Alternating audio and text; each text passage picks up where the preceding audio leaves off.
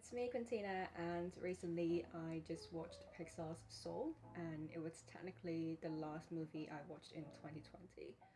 Since I've seen so many people reviewing this movie, I was thinking, yeah, I'm going to jump on this bandwagon. If you have not watched this movie, leave now, because this whole video is going to be a huge spoiler. But please come back after you finish the movie. So today I'm going to walk you through some implicit philosophical concept in the movie. Let's get started.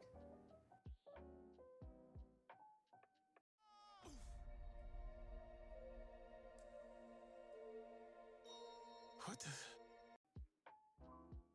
As you can see from the movie title, this movie it's very closely related to the idea of soul. The question, do we have a soul, still remains debatable nowadays. And the only answer I have is You're not God. You don't know who has a soul and who doesn't, alright? so the idea of mind-body dualism denotes either the view that mental phenomena are non-physical or that the mind and body are distinct and separable. So from a dualist point of view, we would have body and soul, just like what Billie Holiday sang in her song. Body and soul. So Plato first raised the idea that humans have multiple souls, and Aristotle, his student, believed that humans have three parts of soul, and there is hierarchy among them. When we died, first two parts based on our body will perish when living organism dies, whereas remains an immortal and perpetual intellective part of the mind. But for Plato, he thought that the soul was not dependent on the physical body. So he believed in metempsychosis. Iridocyclitis. The migration of the soul to a new physical body. So the number of souls in the world was fixed. However, these two ideas are not very similar to the concept of soul in the movie Soul. And that's when Rene Descartes stepped in. Yes, the guy who invented the coordinate system. He raised the idea of substance dualism. This philosophy states that the mental can exist outside of the body, and the body cannot think. So the substance was an immortal soul that survived the dissolution of the body. Sounds very similar, right? However, they think that the mind is a thinking thing that lacks the usual attributes of physical objects, that size, locations, shape, adherence to the laws of physics, etc. Well, each soul in the movie clearly has a shape and size, because if they don't, you can barely see anything on screen. The opposite of dualism is monism. Monism attributes oneness or singleness to existence, and it has many branches when it literally just means singleness.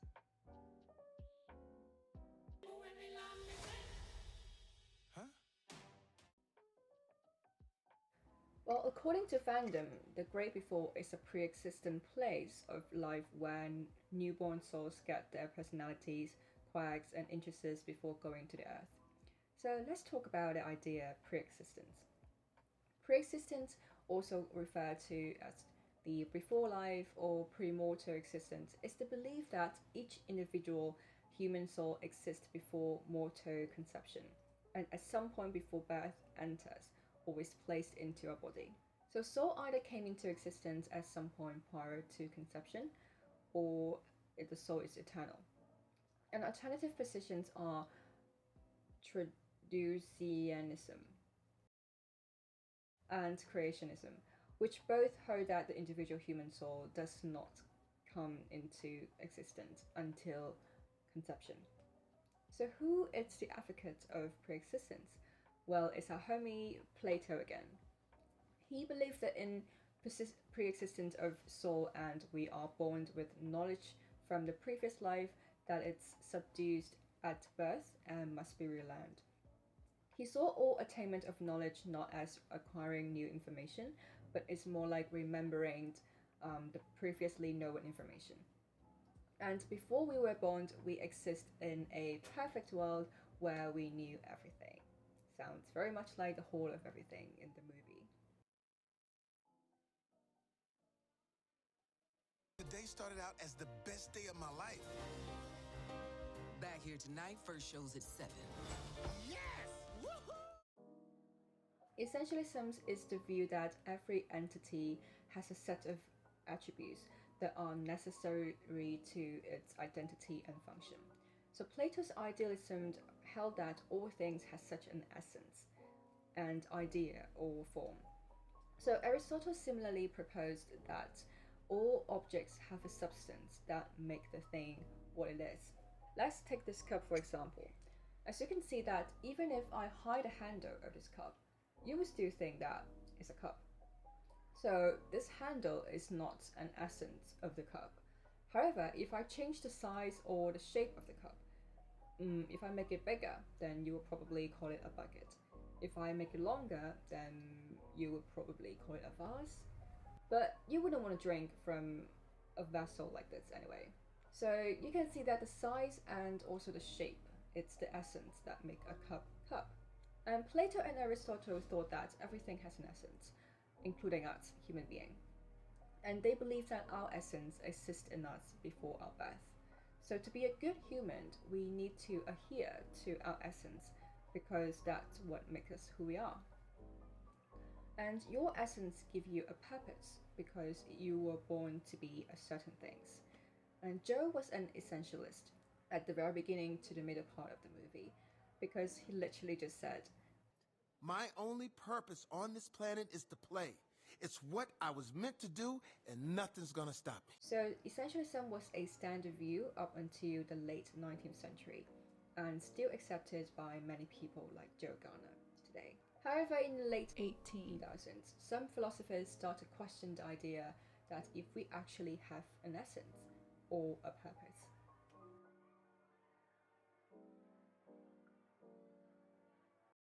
Meet 22. I don't want to go to Earth. Stop fighting this. I don't want to. So 22 is a sparkler sword that actually makes a convincing case as to why existing on Earth is worthless. So she behaved like a nihilist, and nihilism is an idea raised by German philosopher Friedrich Nietzsche, the guy who claimed that the god is dead. Я думал, намного лучше будет это все. И очень плохая музыка, просто очень плохая музыка. А что за направление? А? Что за направление? Направление? Какое направление? Что за направление музыки играет-то?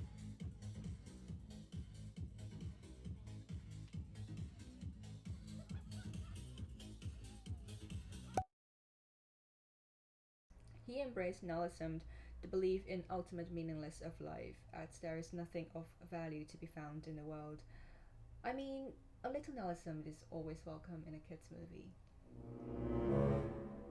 So one interesting I found was that at the end of the movie, when the 22 finally heads to the Earth, she's facing Asia, and I checked the map, her final destination was very likely to be China, Sichuan, which means 22 is probably eating Sichuan sauce right now. We don't assign purposes. Where did you get that idea? Because I have piano. It's what I was born to do. That's my spark. A spark isn't a soul's purpose. Oh, you mentors and your passions. Your purpose is your meanings of life. So basic.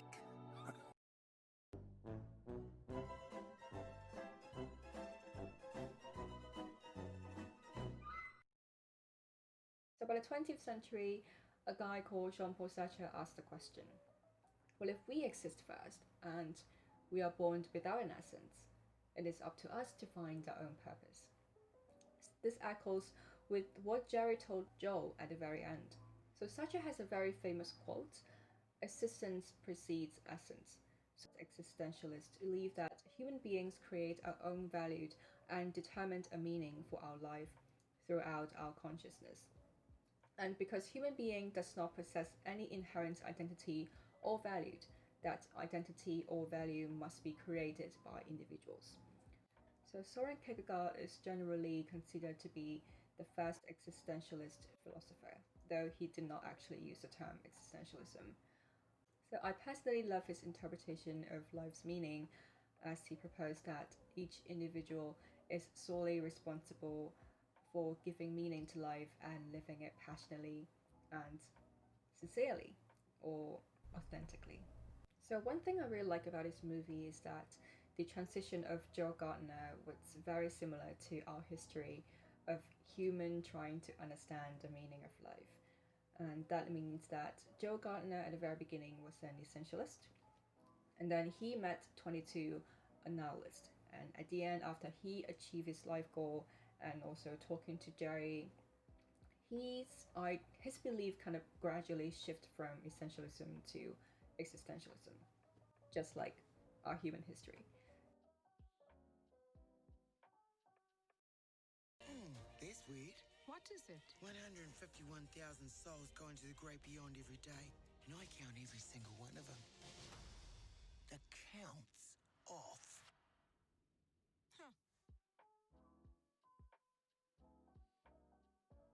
So I believe we all ask these questions at some point in our life. That's What do you think happens when we die? in this movie, when you died, you would go to the great beyond. But what exactly is great beyond? We don't know. And my personal favorite answer to these questions, it's from Keanu Reeves. I know that the ones who love us will miss us.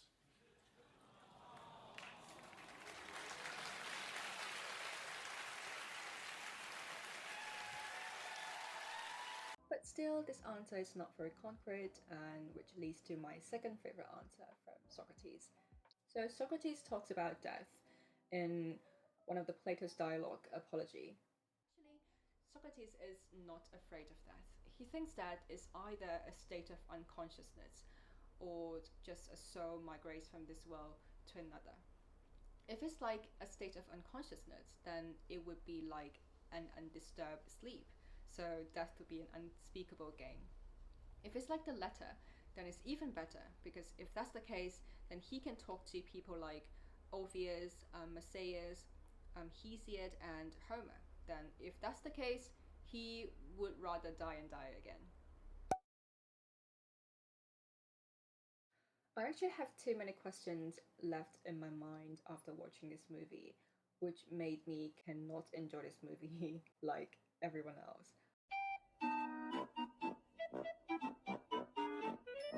For example, what happens if the soul enters the great beyond? Is it reincarnation? Is it eternal existence? Or is it eternal death, like the final door in The Good Place? I cannot believe I need to put a quotation mark around the word death right now. If a soul can try everything, in the whole of everything, what is their motivation to go to Earth, where they cannot try everything? If someone's sparks were pure evil, like murder, arson, The Last of Us Part 2, then will this soul still get the Earth pass?